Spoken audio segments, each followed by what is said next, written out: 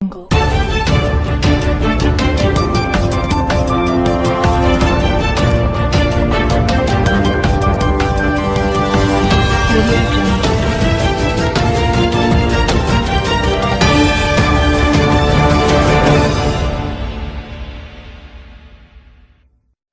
वालेकुम। HHM news में आपका इस्तकबाल है। हैदराबाद MP असदुद्दीन अवैसी साहब आज पार्लियामेंट में मुबाहिसे में हिस्सा लिए और बीजेपी गवर्नमेंट की कारकर्दगी पे तनकीद करे। ये आप देखिए। असदुद्दीन ओवैसी जी।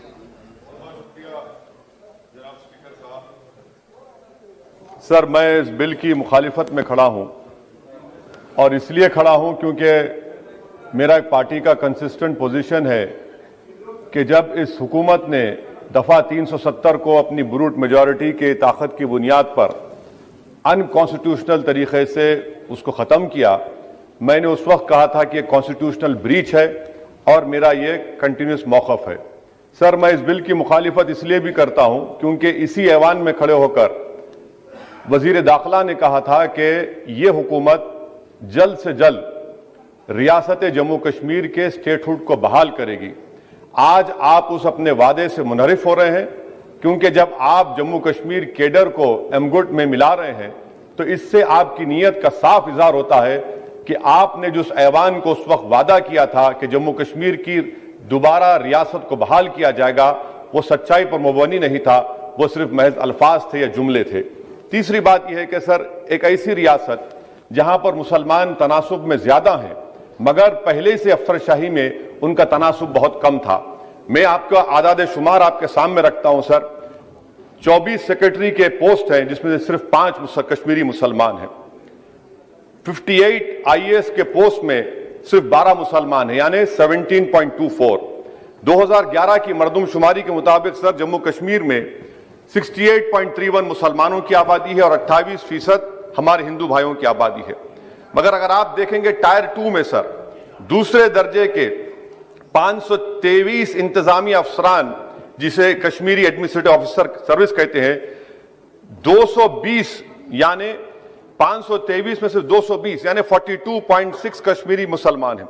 IPS में आ जाइए सर, 66 पोस्ट हैं जिसमें से सिर्फ 7 मुसलमान हैं। दूसरे दर्जे के अफसरान में 248 में 108 यानी 43.54% मुसलमान हैं। अब आप मुझे बताइए कि आप क्या करने जा रहे हैं। अच्छा सर, यहां पर यह कहा गया कि कश्मीर बड़ा बैकवर्ड है। कश्मीर का खित्ता बैकवर्ड नहीं है, ये आपकी गलतफहमी है और आपके जो दिमाग में जो फीड किया गया है वो नफरत की बुनियाद पर। सच्चाई यह है कि इस खित्ते में गुर्बत की सतह से नीचे का तनासुब 10.31 है और पूरे भारत में 21.92 है। मैं सरकार से जानना चाहता हूं कि आखिर आप कश्मीर की रियासत के स्टेटहुड को बहाल करेंगे नहीं करेंगे। चौथा बात यह कि आपकी गलत फैसले की बुनियाद पर दूसरे ऐवान में एक भी कश्मीरी रुकने पार्लियामान नहीं है।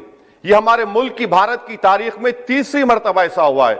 मेरा चौथा सवाल हुकूमत से यह है कि हम ये कहते हैं, ये आपका मानना सही है कि हमारे मुल्क में बाहर के दीगर ममालिक को मदाखलत करने की कोई जरूरत नहीं है, मगर आप उनको लेकर गए ना, आप तो यूरोपियन पार्लियामेंट के लोगों को लेकर गए। अब तीसरी मरतबा आप यूरोप के सफीरों को 16 फरवरी को खबर है कि आप लेकर जा रहे हैं। आखिर ये FDI नहीं है, क्यों यूरोप के लोग कश्मीर जाएंगे? आप एक ऑल पार्टी मीटिंग लेकर जाइए ना डेलीगेशन को। आप यूरोप के डेलीगेशन को कश्मीर लेकर जा रहे हैं, क्या आप चाह रहे हैं मदाखलत करना? इसको इंटरनेशनलाइज आप कर रहे हैं। मैं वजीर दाखिला से पूछना चाहता हूं सर कि आखिर कितने बच्चे कश्मीर के आगरा की जेल में, बरेली की जेल में, अंबेडकर नगर की जेल में है। मैं आपको एग्जाम्पल दे रहा हूं, खत्म कर रहा हूं स्पीकर साहब, कि बिलाल अहमद एक कुपवारा का बच्चा है, अमर सिंह कॉलेज श्रीनगर का है, 1600 किलोमीटर दूर श्रीनगर से जेल में है। उसके वालिद ने 25,000 रुपये की अपनी गाय को बेचकर गया, हाईकोर्ट में गया, हाईकोर्ट ने फैसला दिया कि उस बच्चे को श्रीनगर ट्रांसफर करो, एग्जाम लिखाओ, आप उसको नहीं मानते। एक और फैयाज है बरेली के जेल में, इसको आपने बरेली के जेल में डाल दिया। उसके वालिद ने 35,000 रुपया का कर्जा लेकर गया। अब बताइए आप, नवीद है बारामुल्ले का, कहां से ये अपनी जमीन बेचकर उसके वालिद गए। आखिर कितने बच्चे PSA के तहत जेल में हैं, आप उनको कब छोड़ेंगे?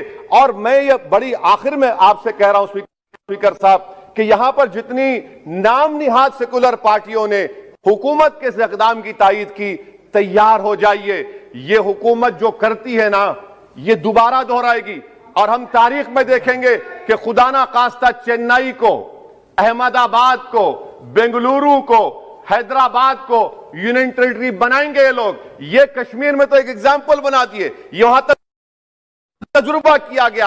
आज ये सब बैठकर थाली मार रहे हैं। जब लखनऊ यूटी बनेगा, जब बेंगलुरु यूटी बनेगा, जब मुंबई यूटी बनेगा, उस वक्त हाय हाय करेंगे। ये कंसिस्टेंट पॉलिसी आपकी है। इसीलिए सर, मैं होम मिनिस्टर से जो सवालात किया हूं, मैं आपसे पूछना चाहता हूं, और ये 2G से 4G करके आपने एहसान नहीं किया, अमेरिका के दबाव में आपने किया। ब्रैड शर्मन से भारत के सफीर ने मिला, अमेरिका ने स्टेटमेंट दिया और आपने 2 दिन में 4G को बहाल कर दिया। आप इस मसले को इंटरनेशनलाइज कर रहे हैं, ये गलत है और इससे कश्मीरी अवाम का डिसएम्पावरमेंट होगा, एलिनेशन बढ़ेगा। शुक्रिया सर।